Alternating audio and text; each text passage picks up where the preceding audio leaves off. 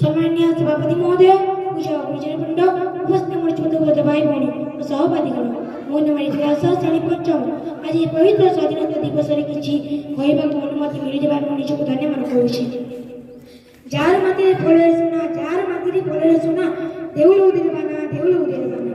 आज अगस्त मास 15 तारीख आम 70तम स्वाधीनता दिवस। आम देश भारत 40 वर्ष अगस्त मास 15 तारीख ब्रिटिश शासन मुक्त एक स्वाधीन राष्ट्र से भारतीय मान दीर्घ स्वाधीनता दिवस रूपे पालन कर आम देश भारत को स्वाधीन कर बहुत स्वाधीनता संग्रामी मान अवदान रही। महात्मा गांधी बनी जवान नेहरू सुभाष चंद्र बोस एमती अनेक वीर योद्धा मान देश स्वाधीनता बलिदान देते।